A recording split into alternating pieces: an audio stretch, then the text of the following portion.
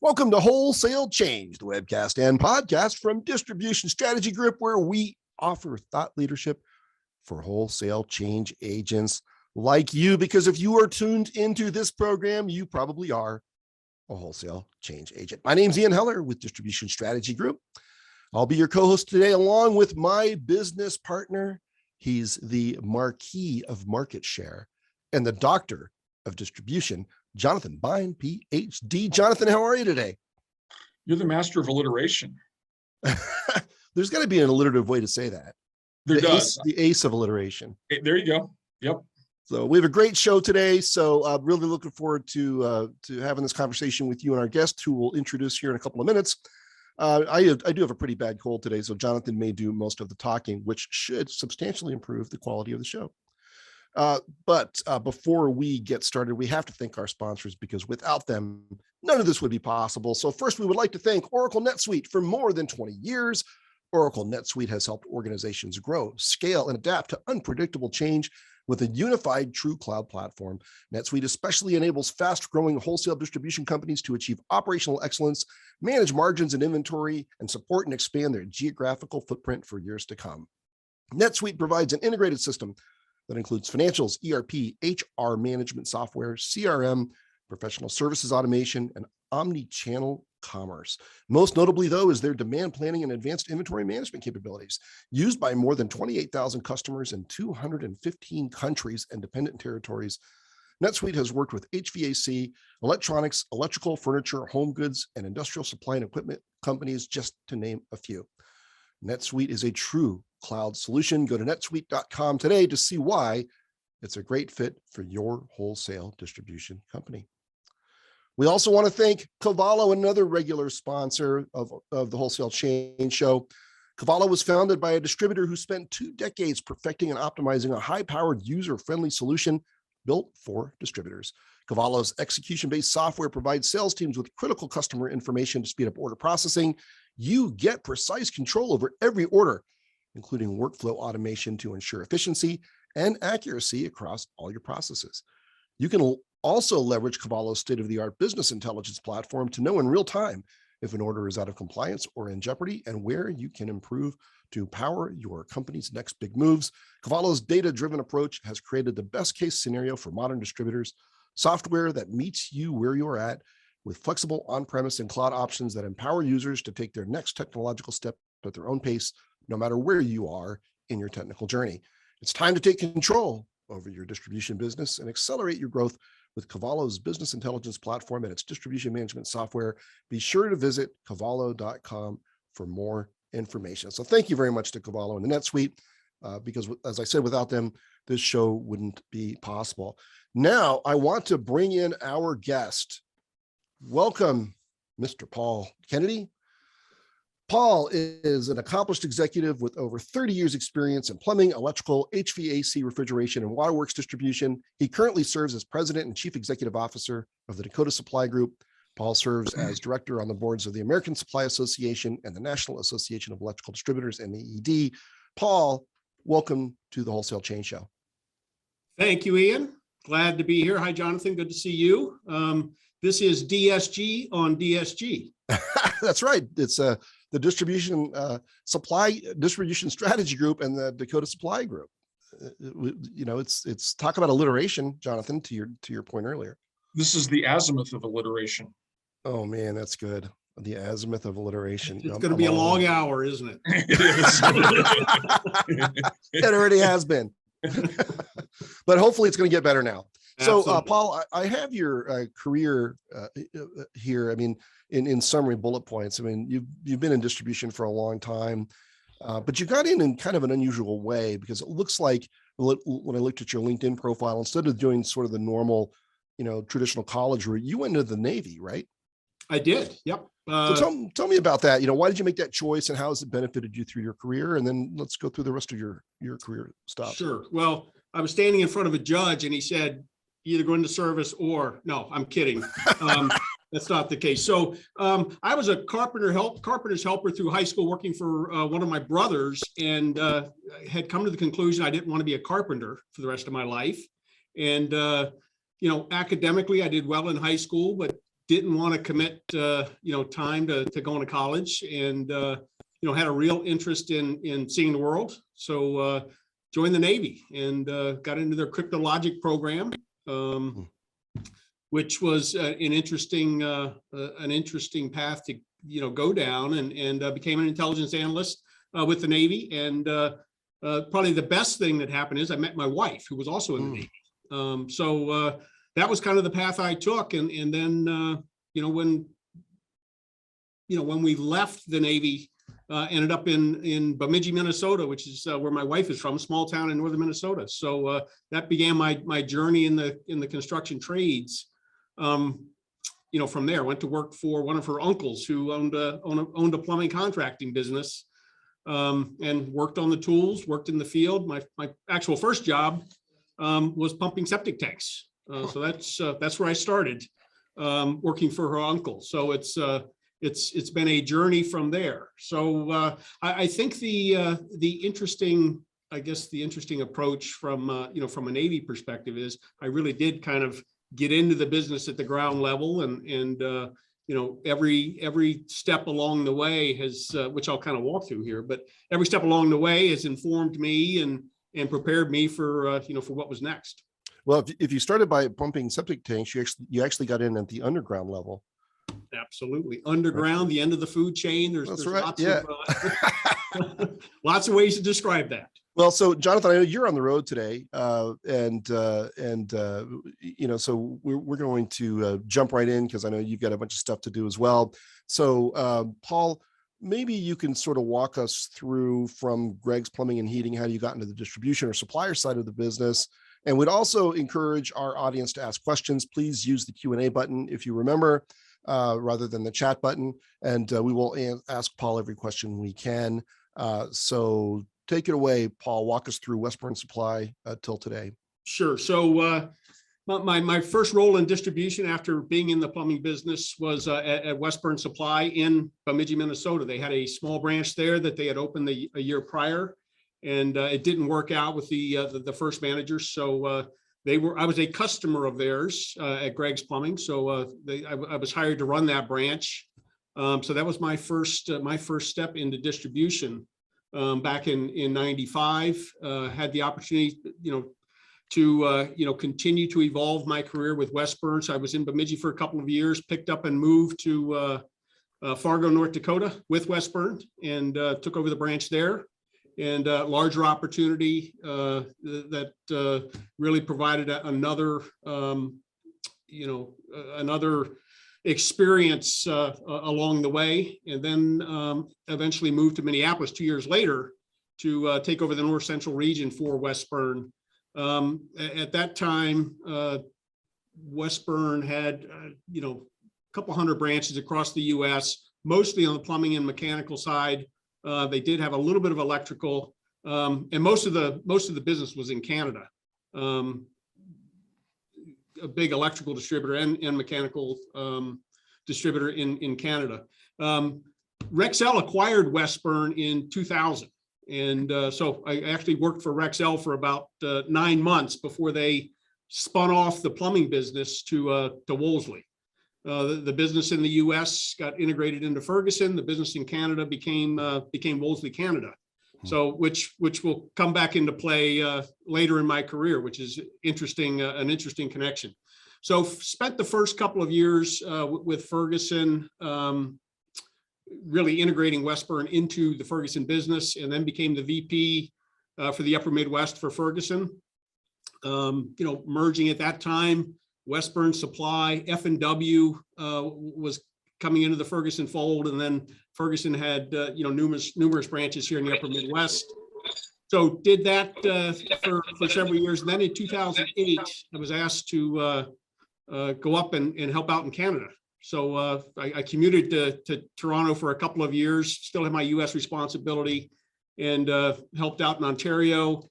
And then in 2010, my wife and I moved to the Toronto area and took over plumbing for Wolseley Canada. Again, another great experience. Still have a lot of friends north of the border, and again, working for a Wolseley company, but at that time they were reporting to the UK. So, just a different level of exposure, a different country, and just a fabulous experience. That came to an end in late 2013. I came back to the U.S. still with Ferguson, and was kind of at a transition point in my career. The next opportunity was probably not going to be in Minneapolis with Ferguson, so had the opportunity to join First Supply as their president. And the interesting thing there is I had been in a public companies for the last 19 years with Westburn, with Wolseley and Ferguson. So this was the opportunity to go to a private company, and became the president and COO of First Supply, a regional distributor here in the Midwest. Great company, great family-owned company, headquartered in Madison, Wisconsin. So was there for a little over 4 years, and this opportunity at DSG presented itself, which I'll kind of walk you through kind of why DSG at that time for me. And it was really an interesting opportunity. One, I could live in Minneapolis and have my office in Minneapolis, and that hadn't happened. My office and my house weren't in the same city for 10 years between my time in Canada and my time in Madison. So that was a big one. And the second one was I had never really been in the electrical distribution business, and half of our business at DSG is in electrical distribution. So I really saw that as an opportunity to broaden my experience and broaden my understanding and get into something new, which has been really exciting understanding that business over the last several years. So Paul, quick question from our audience. What would you describe as your most rewarding role, and why? The one I'm in right now, I would have to say, and the why is, because I'm the CEO, and that kind of offers maybe a greater ability to affect the direction of the company than any other role I've had. And the other thing I will say is because we're an ESOP, and DSG being an ESOP, which I know we'll talk about here in a little bit. We're all driving to build wealth for all of the employee owners. So there's a real value to the mission of the organization as we continue to serve our customers and serve our employee owners. That's amazing. Why don't you tell us about DSG? I know it's you probably have one of the most sparsely populated geographies of any distributor in the country, except for the Minnesota metro area. But tell us about DSG. Sure. So DSG is a diversified distributor, 100% employee owned, serving the electrical, plumbing, HVAC, waterworks, utility, and telecom / communications. And then we do get into on-site sewer, water, and well as well. So, vast segment offering. We have 46 locations across the upper Midwest, from Michigan from Detroit to Kalispell, Montana. So, Michigan, Wisconsin, Minnesota, through the Dakotas and into Montana.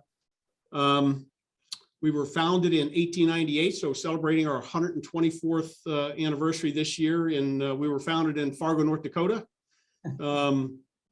We have 867 employee owners and revenues that are north of 500 million.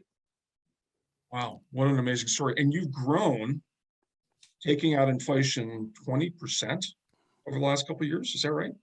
Well, 20% last year. So last year, okay. Overall 37% growth in 2021. We kind of calculate about 17% inflation baked into last year's number, which gets you down to about 20% growth rate.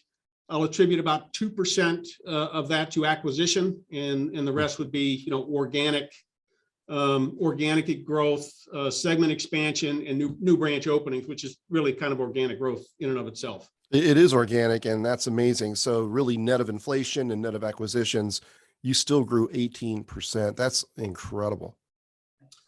Everybody had a great year, and I feel really proud of the what our team was able to deliver last year, and it was kind of the culmination of several years of putting some infrastructure in the company, IT resources, regional structure, to really arm us and make sure that we had the firm foundation on which to be able to build. Well, I'm guessing based on what you're just describing, that those employee owners are happy that you're the man in the seat. Well, I don't know about that. We have a fabulous senior leadership team here at DSG, and a great board of directors. So I think it's really a team effort, and it's been exciting for me to see the entire group rally around the vision and where we're going. Last year we proved we could, and as I'll quote one of our board members at our last board meeting, was 2022 is all about proving that 2021 wasn't an anomaly. Okay, got it. So when you look at this diverse set of sectors that you're serving, take us through what are some of the challenges in that? What are some of the synergies? How do you make it work? And let's also, just for grins, let's throw in the broad geographic area, right? I mean, you've got much different problems to solve in distribution than somebody operating a similar business in New York City, right? Yeah, absolutely. And you're dead on as it relates to sparsely populated. We acquired a company in Michigan middle of last year, and Michigan has more population. Just the state of Michigan has more population than most of the rest of our territory combined. You look at the Dakotas and Montana, there's less than 3 million people in those three states, and there's more than that in the Minneapolis metro area. So it really is a diverse and sparsely populated geography, which kind of plays into our multiple segment strategy. And I wish I could say that, hey, back 30 years ago, some smart person sat down and said, our strategy is going to be multiple segments. I think we're a little bit of a product of our acquisition strategy over the last 20, 25 years. The first one being Plainsco in South Dakota, which really was the first time that we expanded beyond electrical, where we got into plumbing and waterworks in South Dakota. And then acquisitions that we've had over the course of the last several years have allowed us to complement that. The real key, if you think about, and we're really good in rural markets, in those secondary markets, tertiary markets. And if you have a bigger basket of goods, that truck is going out. The truck has a lot of miles to cover. If you think about some of those smaller towns, your contractors are plumbing, heating, electrical. So you've got a contractor base that is more segment specific, or segment. They have more segment variety, and then for us to serve them better, it's good for us, and it allows us to leverage our infrastructure investment, leverage our trucks. Our trucks are going out fuller because we're covering multiple segments, and so the real specificity comes from people. So we've got to have expertise in the branch, in the region, to provide knowledge. And the back office, the warehouse, if somebody's picking some switch gear, or somebody's picking a toilet, that's logistics, and anybody can handle the multiple segments. But bringing specificity to that knowledge base, whether it's outside sales, inside sales, technical sales, that's where we're able to provide that level of focus by segment. And so is that expertise, how does that play out on the pre-sale side, and how does that play out post-sale?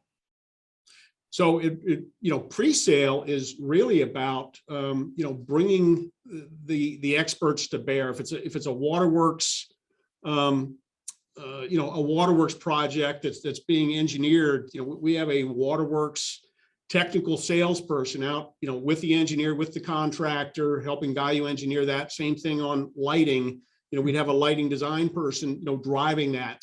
And they'll own the project all the way through. And then logistically, our branch, we have multi-segment branches, and not everywhere. We don't do everything everywhere, and that provides us, future growth opportunities for us to. We're not in the electrical business in Montana yet, but someday we will be.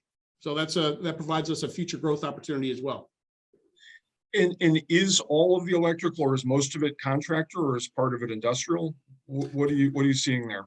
Yeah, so mostly contractor. We do industrial. We have a UL listed panel shop in Sioux Falls, South Dakota. So we build automation panels there. And if you think about the diverse and rural geography we're in, it's a lot of contractor based. But the oil business in Western North Dakota is a big piece of our electrical business. From an industrial perspective. And you think of food processing and grain, grain elevators and feed mills and things like that. So all of those segments we play in on the electrical side. Interesting. And so on these varieties on these contractors with multiple varieties, to what extent do you get like the whole set? Like they buy PEM, they buy plumbing, electrical, mechanical from you, or do they typically buy one or the other? How does that work? There are some that we get all of those segments, particularly where we, South Dakota and Wisconsin are probably the states where we are the most diverse segment wise. And we have, in those small towns, those multiple trade contractors that, we are their one-stop shop.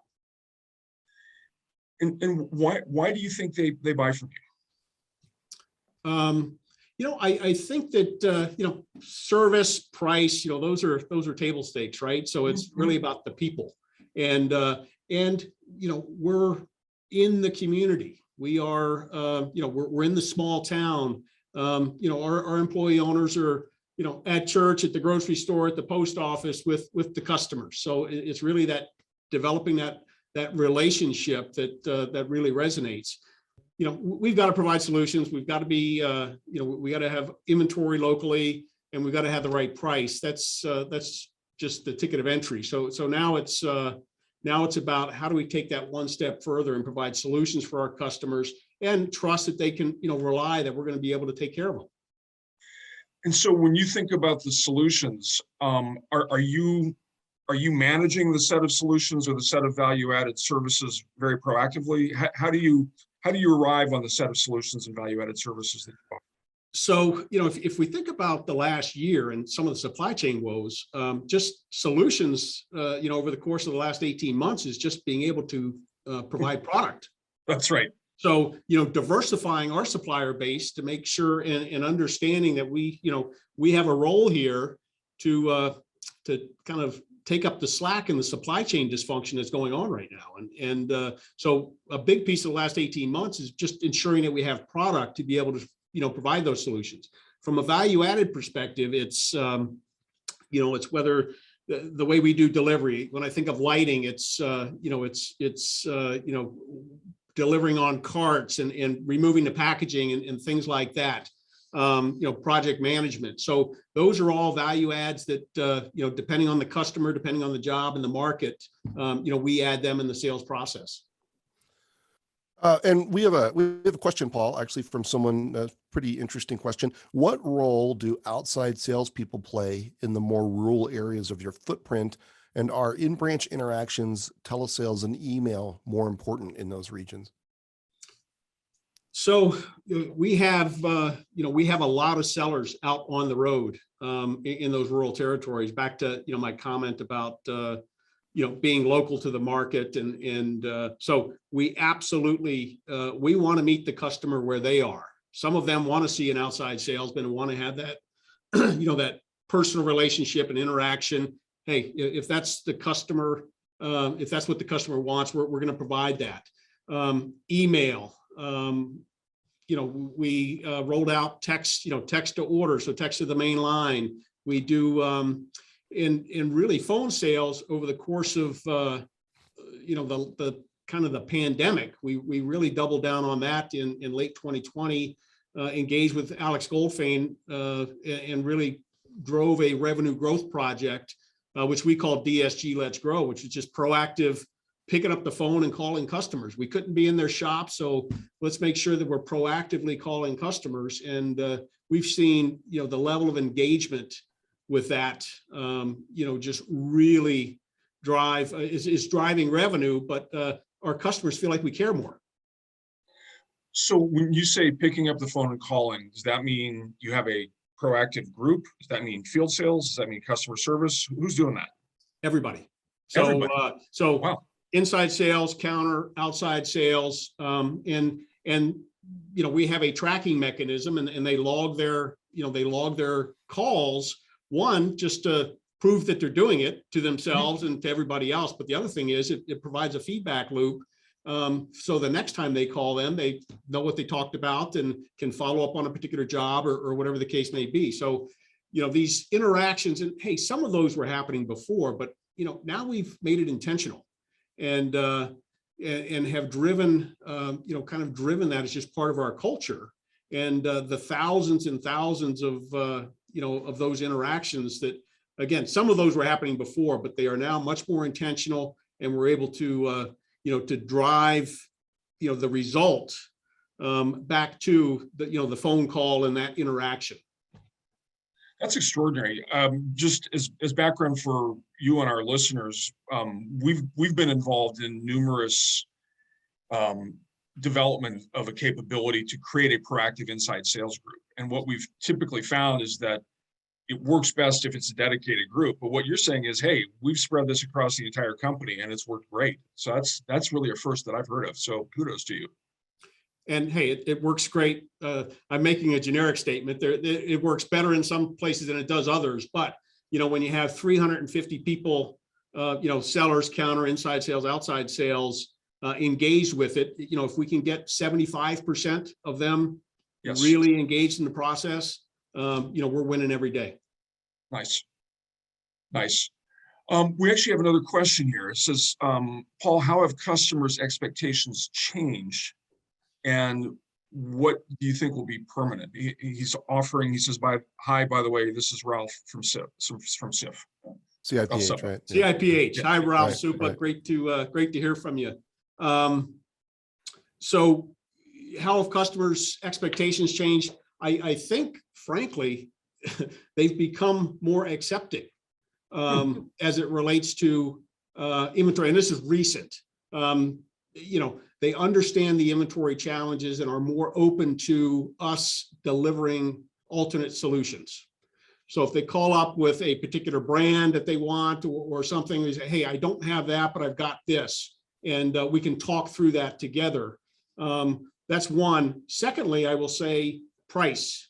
With all of the inflation we have seen over the course of time, and I don't want to say contractors have resigned themselves to the fact that prices are just going to always go up, but I think they're much more receptive to, the manufacturers are trying to recoup their increased costs, and we're passing that on. Yeah, and it's all up and down the supply chain, right? Absolutely.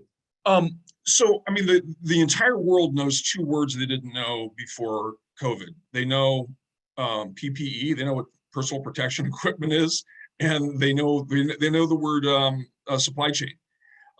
You have doubled down on inventory, and sounds like those have borne out good results. Take us through the rationale of that, and really what that looked like for you. Yeah, so I wish that there was a huge aha here, but it was really, we never stopped buying at the beginning of the pandemic. And a little bit of dumb luck. We went live on Eclipse. So we did an ERP conversion March 1st of 2020. About 2 weeks later, the pandemic started. So in anticipation of any sort of disruption that might happen with an ERP conversion, we loaded up the barn pre-conversion just to make sure that we had inventory. And hey, if there were any problems and we couldn't cut a purchase order or whatever the case may be, at least we had product. We're in the electrical business, and my auto lights go off, so I had to turn that back on. So nice. So, back to, the inventory. So that was kind of the start was, hey, we loaded up before the ERP conversion. Then all of a sudden pandemic, came and we were kind of, on our back foot a little bit, but said, you know what, we're going to keep pace with, with inventory. And then, when allocations happened, because we never stopped buying, our allocation was better. And, we just were able to, continue to, to build on that. The other thing, we had spent years, as many companies had, inventory rationalization, reducing your number of vendors. And I think that the process that has happened is kind of vendor expansion. And hey, you've got too much exposure when you put all your eggs in one basket, and you just need to make sure you've got a diversified supplier base that can, serve your needs. So we have brought on additional vendors to complement our offering. And again, back to serving customers and finding solutions for customers. Brand to some degree became a little bit secondary. It was about, hey, I've got to get this job done. What do you have that can, help me get this across the finish line? So I have a question for you, because I guess my impression then is the onus or the demands on your customer facing people in terms of understanding products escalated because they had to know more, right? And I'll equate it to an experience that I had because I managed the Granger branch in Billings, Montana, many, many years ago. And Granger also had a very diversified line of products. We'd have people calling us about, everything from, unit heaters to hydronic devices to electrical products, you name it, right? How do you train your employees on such a diverse set of trades and diverse set of products? Yeah. So, back to my comment earlier around specificity at the people level. So my office here in Plymouth, Minnesota is in a branch, and our counter here, we have dedicated HVAC counter, dedicated electrical counter, and a dedicated plumbing counter. We have dedicated inside sales staff for each of those segments. So really bringing that.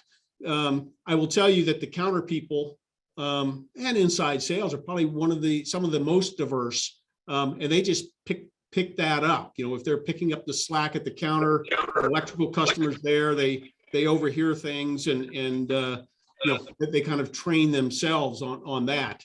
The offering of, as we expanded, say within plumbing, really working with our reps and everybody got to be great at Zoom in learning new products and providing product, demos, via virtual presentations.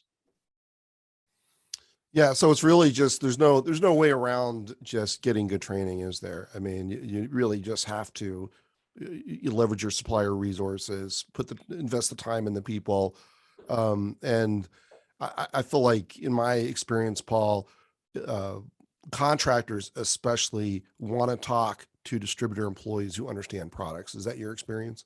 Absolutely. Yeah, nothing is more disheartening. And even at this branch, if somebody comes in and there's nobody at the electrical counter, that contractor's not going to go over to the HVAC counter. So we'll go find somebody who can and help them out on the electrical side.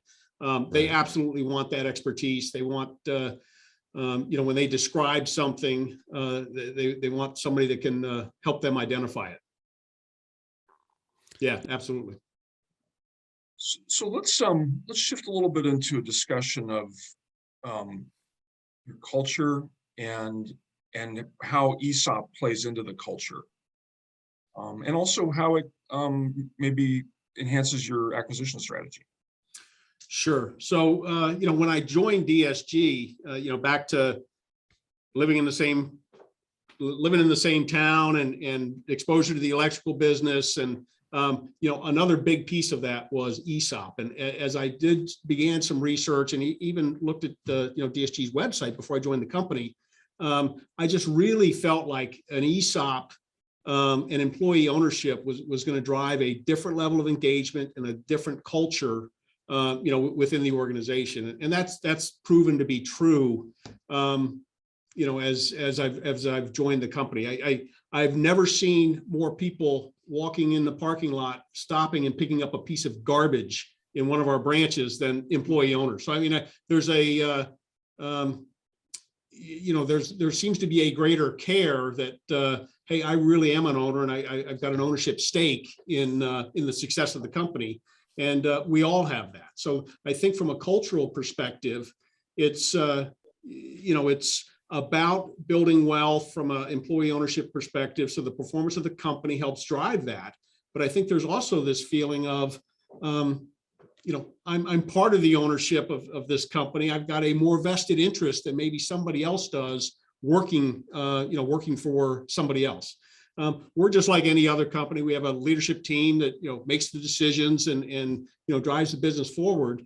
We are probably more transparent with results than maybe a lot of companies are, just because, again, everybody's an employee owner, and that performance is what is going to drive the share price higher for them, and their stake in the company. How long has the ESOP been in place? ESOP has been in place 100% since 2006. Okay, so you got people that have got pretty significant accumulation of in the ESOP, right? Yeah, so we're what they call a mature ESOP at that even at 14 years. So we've had people retire, and we've got that repurchase obligation that that comes up every year. It's a balancing act. And let's talk about, so when you acquire a company, they then come into the ESOP, right? Yes. How does that work pre-acquisition? Are they excited about it? How does it help them get blended into the culture? Yeah, so it's interesting, and we've in the last 4 years since I've been here, we've made 3 acquisitions, one in 2020 and 2 in 2021. And in all 3 cases, as I'm sitting down with an owner, in 2 cases, owners that did not have a succession plan in the business, but felt this overriding desire that they needed to take care of their employees who had helped them build this business. And what better story for them to be able to tell, when they look their employees in the eye and say, "Hey, I'm selling the business, and but you're now an owner." We acquired Honnold and LePage, which was a distributor in Sheboygan, Wisconsin, in 2020, and Bill Honnold, was at the twilight of his career. He was second generation, and I remember his note that he when he announced it to his employees, his note was, "Hey," or no, he was third generation. He said, "I'm third generation, but you're now the 4th generation of ownership of that," which I thought was really kind of cool. So I think the best from an acquisition target perspective, it's me sitting down with an owner, having that conversation about employee ownership and what it means and what it can mean to their employees. It's hopefully that's a differentiator, as opposed to just price. If somebody's just looking at price, we're probably not the right fit for them. There's a cultural impact there. So the next piece of that is, okay, how do you integrate somebody into the ESOP? So there's the technical piece about, hey, when do they enter the plan? How many hours, according to the plan documents and all that. And then the other piece is, how do we bring that, that culture that we have elsewhere to this new acquisition? We acquired Calvary Supply in Michigan last year, and they went live on our system March 1st of this year. So I was out there actually last week touring the locations, and was just so pleased to see, one, just how positive they were about going through a computer conversion. Sure, there were some bumps in the road. But we had sent, from the rest of DSG, we had sent branch volunteers out there to help them walk through that conversion.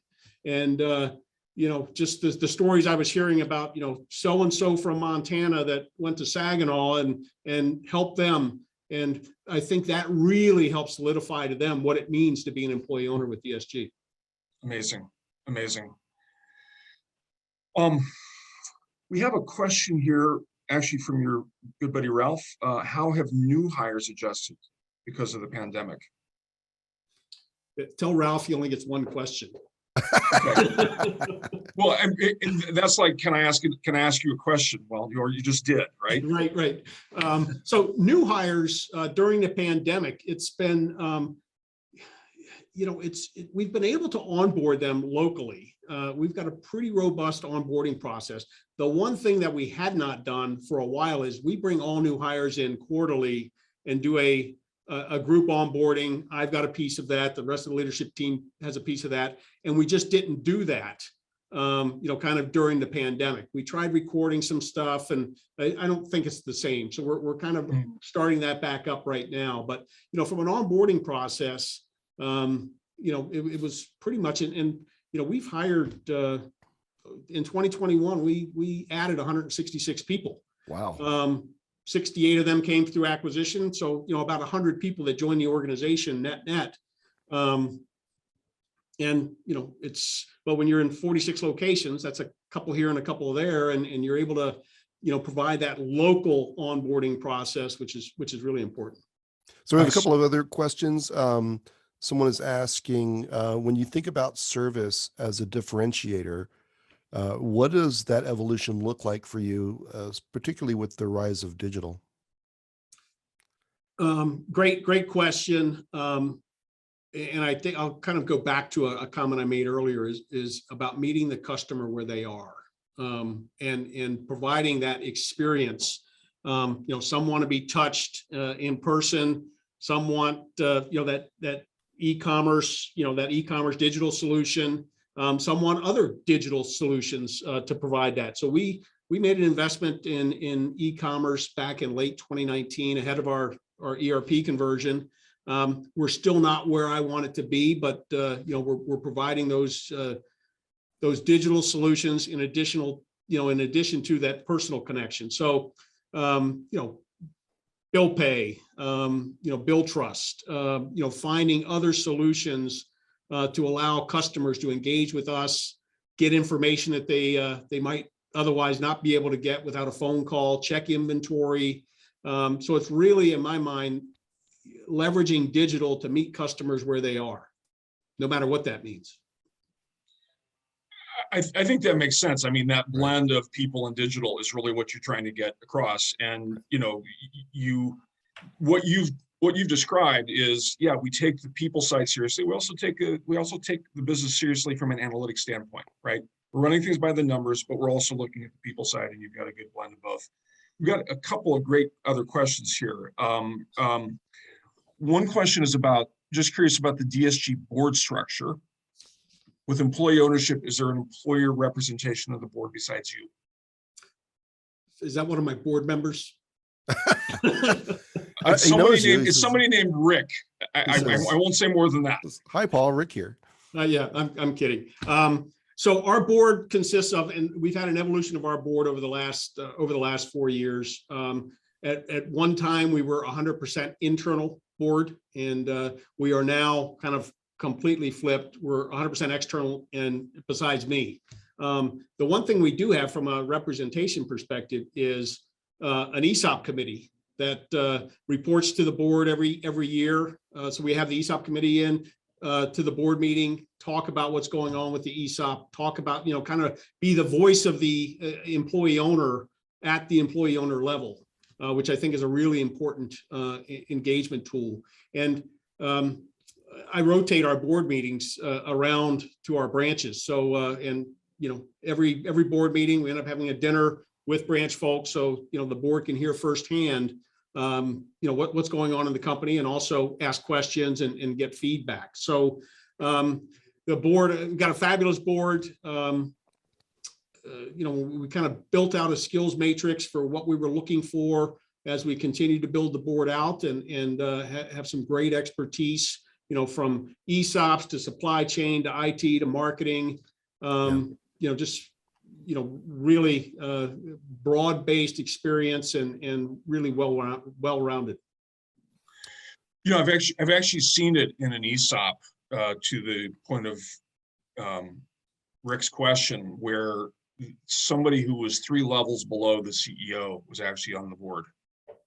And I think that can create awkwardness. Yeah, it does. And I don't think that, I don't think from an accountability perspective that, I want my board to challenge me and challenge the leadership team to continue to drive the business forward. And if you have somebody on the board that reports to you, you're typically not going to get that challenge that I'm looking for, from the board.